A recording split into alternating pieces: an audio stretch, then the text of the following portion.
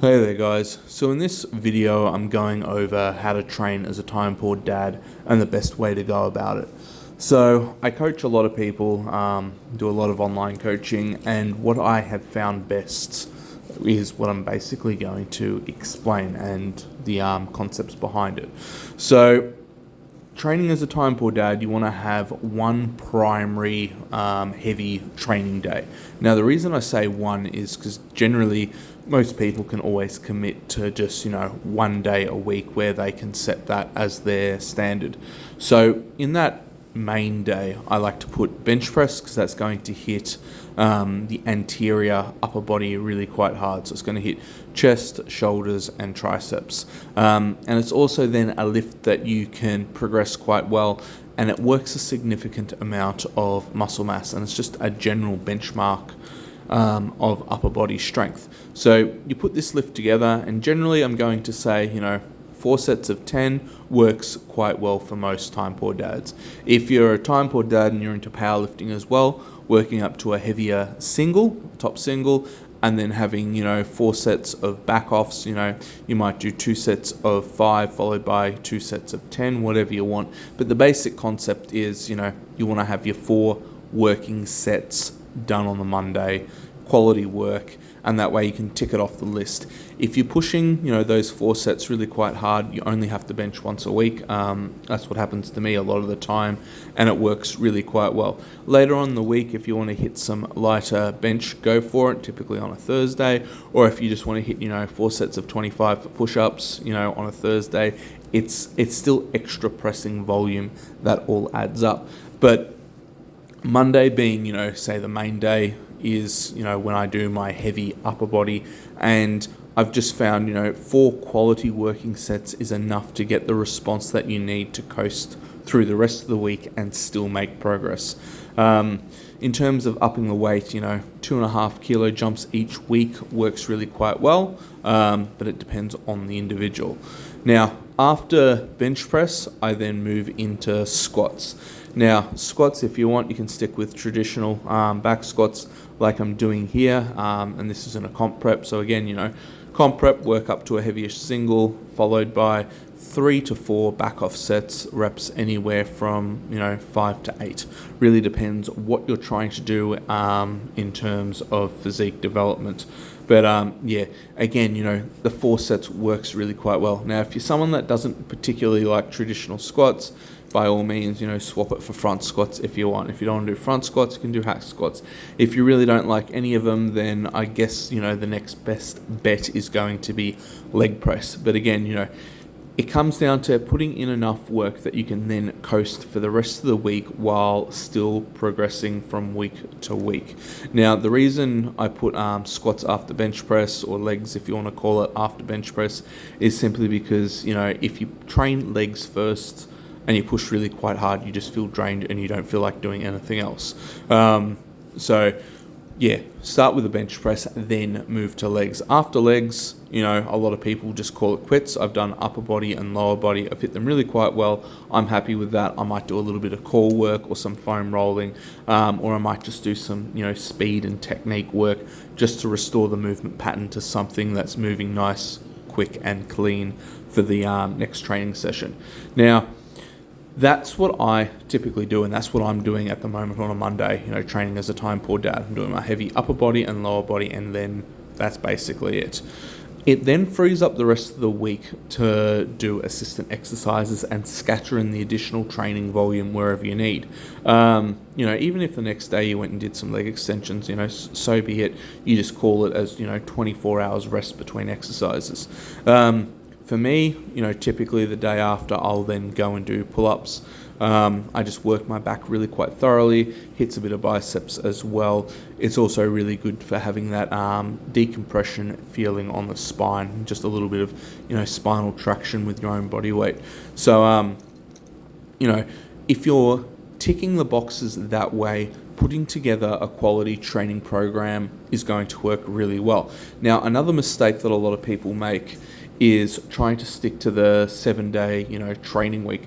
If you want to push it out to 8 days or 9 days, then so be it. It really doesn't matter too much.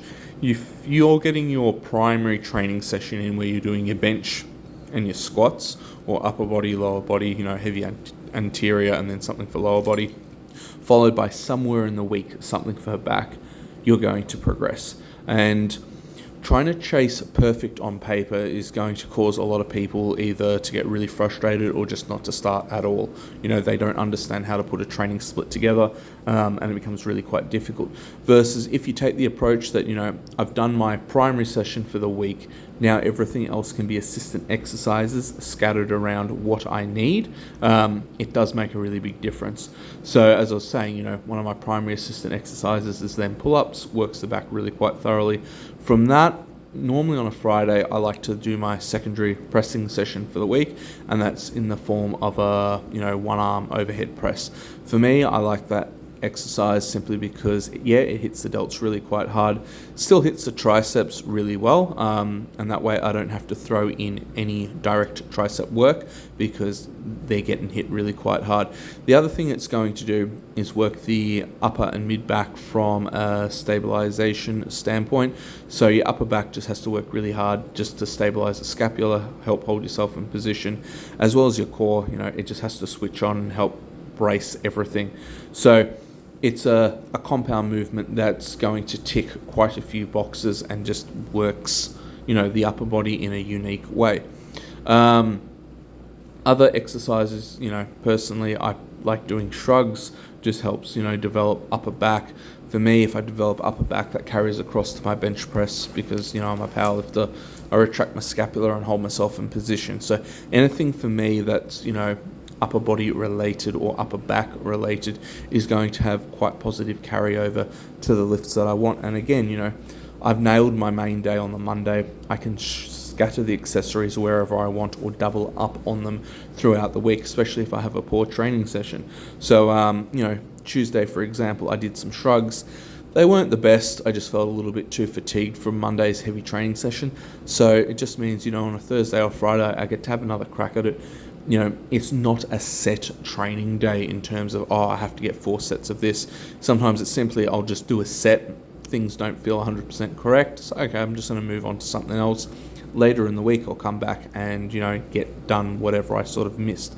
And again, in terms of sets and reps, I try and cap everything roughly at that 4 set mark because I find that for me is, optimal in terms of training volume that I need. Occasionally I'll do something different, like 10 sets of 10 if I'm really trying to bring up a specific lift, and generally that's reserved for an accessory lift. I wouldn't do 10 sets of 10 on bench press or squats. I just find it too taxing, and just too hard to recover from. Versus accessory movements, it's a little bit different. You can generally recover from them without too much interference to the rest of training. And then, stuff like curls, Saturday morning I'll have a coffee and I'll sit outside and just knock out some curls. Again, it's getting the training volume in. 4 sets of 10 works really quite well. Sometimes I'll push the volume up to, 4 sets of 20. It really depends what I'm trying to do. But ideally, having that heavy primary day, as long as I get that done at the gym, just means everything else I can scatter at home. And as a time poor dad, that's something that a lot of people are going to understand. It's the ability to then, train at home, get the accessories done in a time that suits you, knowing that you only have to do 4 sets of specific exercise and then you can move on to the next. If you got time in the morning to do, 4 sets of curls before work, then go and do it. When you come home, do your 4 sets of, pull-ups if you want. The next day, if you've got like something to train legs, or even if you don't have anything to train legs with at home, you can do 4 sets of 25 of walking lunges or just box squats, whatever you really want. It really becomes quite easy to train at home with then limited equipment. For me, bench press at the gym, I have a spotter, so that keeps myself safe. And then again, squatting really heavy at the gym, I've got the safety rails, I'm in the right mindset as well. That's my main day for heavy squats, heavy lower body, so I get it done. The rest of the week I can switch off and just train as I need. And then, if an event pops up, it's like, yep, okay, I'll just push curls to the next day. It doesn't really interfere too much then with the rest of my training. So that's just my take as, a time poor dad and how I'd go about it. If you guys have any questions, feel free to comment below. Otherwise, have a great day wherever you are.